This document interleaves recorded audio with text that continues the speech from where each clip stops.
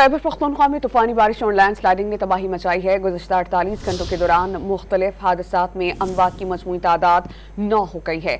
7 अफराद जख्मी हैं। इस पर हम बात करते हैं डॉन न्यूज़ के रिपोर्टर अब्दुल हकीम मोहम्मद से। अब्दुल हकीम, बताइएगा इस वक्त क्या सूरत हाल है वहाँ पर और किस किस्म के इक़दाम उठाए जा रहे हैं लोगों को बर वक्त भी सहूलियात फराहम करने के लिए?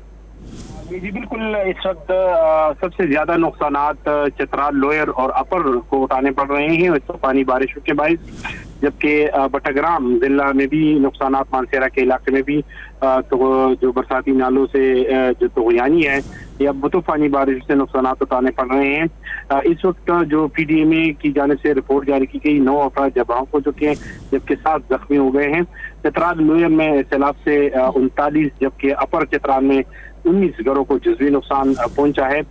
इक़दाम के हवाले से चित्राल अपर और लोअर में इमरजेंसी नाफिज कर दी गई है। सेक्रेटरी रिलीफ अब्दुल बासित की जानिब से हिदायत जो डिप्टी कमिश्नर हैं उनको जारी कर दिए गए हैं और ये हिदायत भी जारी की गई है कि जो जख्मी अफराद हैं उनको फिलफौर अस्पतालों में पहुंचाया जाए, जबकि जो दरियाओं के किनारे आबादी है उनको महफूज मकामात तक मुंतकिल किया जाए।